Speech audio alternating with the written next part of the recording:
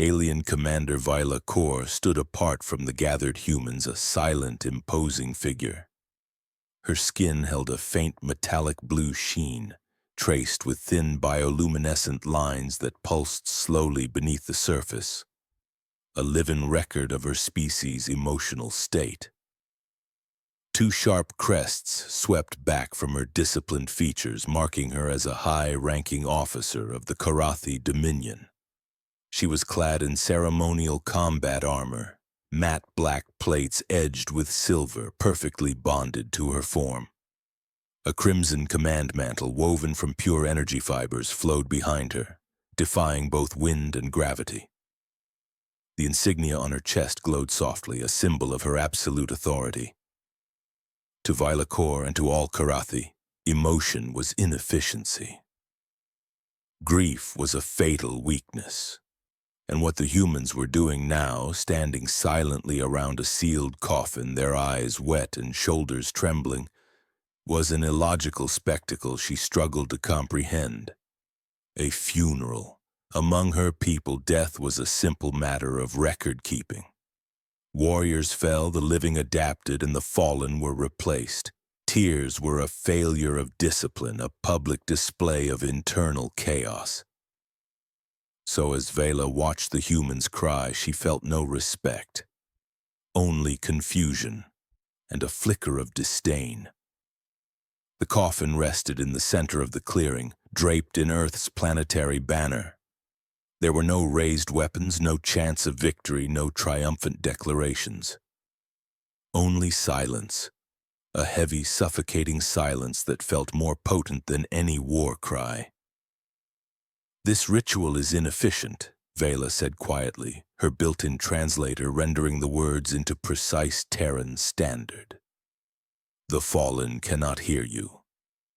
Several human soldiers stiffened. One turned sharply, his grief instantly flashing into anger, but a senior officer raised a calming hand, stopping him. "They're mourning," the officer said, his own voice strained with emotion. "Show some respect, Commander."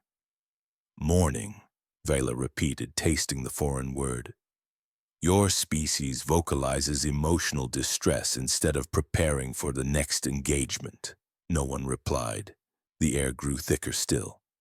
Then a name was spoken into the quiet.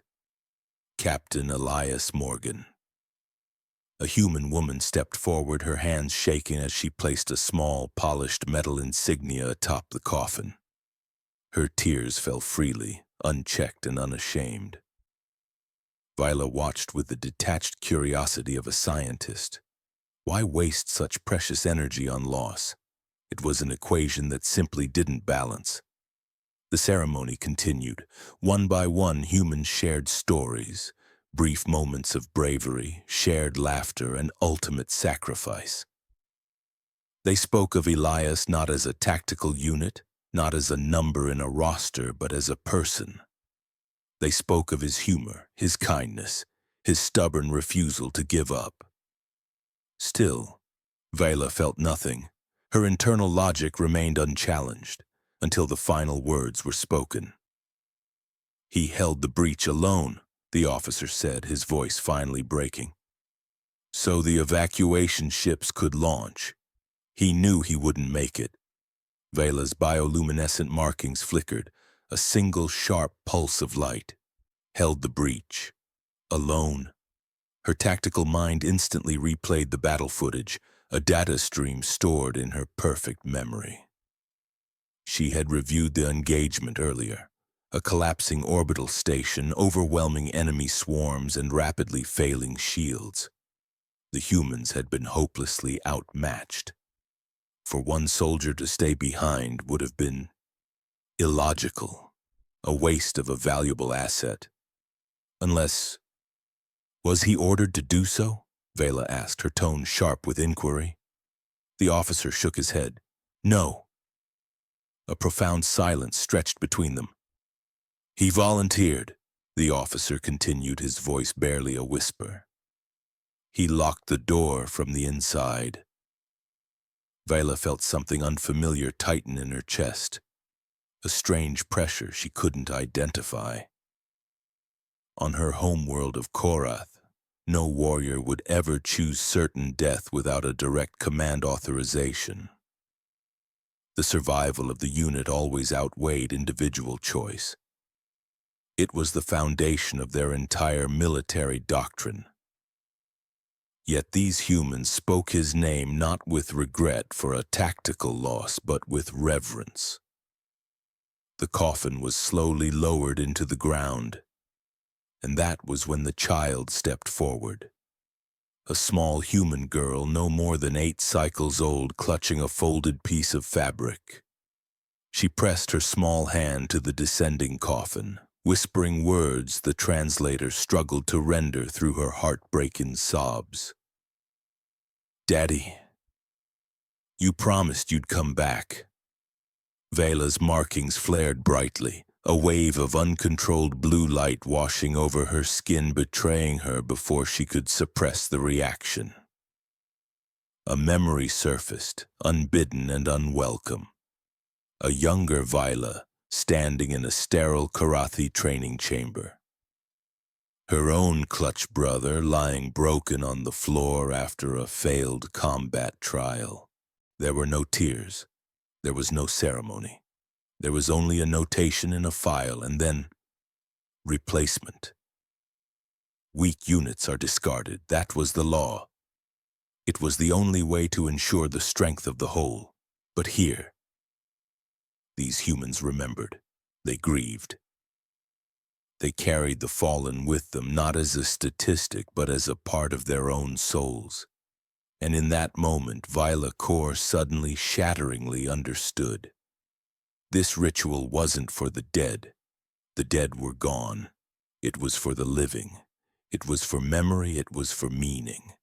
It was for a concept her people had no word for, a bond that refused to disappear even after death. Her vision blurred. The bioluminescent lines across her skin pulsed erratically, a storm of light and color.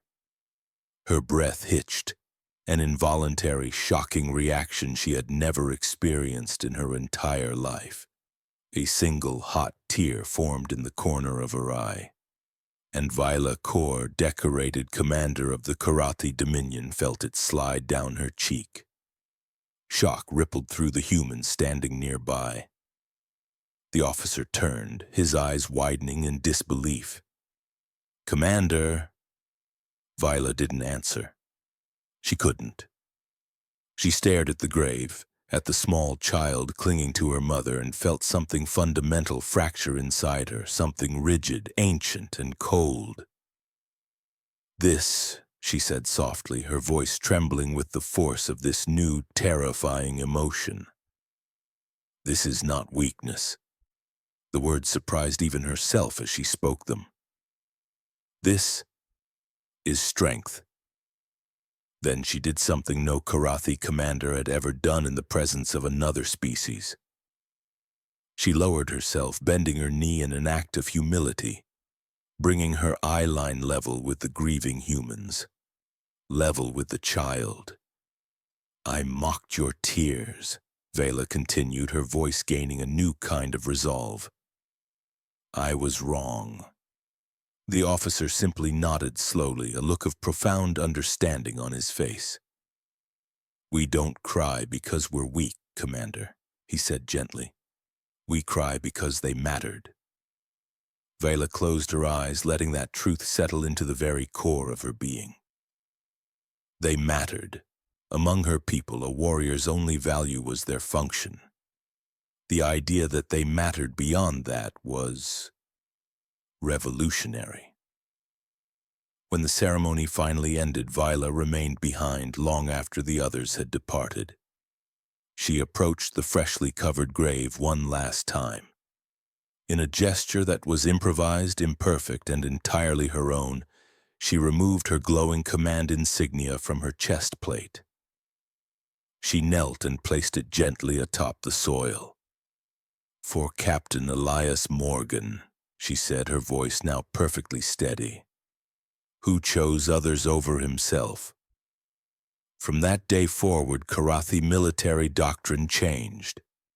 It was not a grand strategic overhaul, but a single profound line added to their ancient warriors' code. Emotion is not weakness. It is proof that a life had value. And somewhere in a distant corner of the galaxy, a stoic alien commander finally understood why humans cry. Thank you for watching. If this story moved you, please consider liking and subscribing for more tales from across the stars.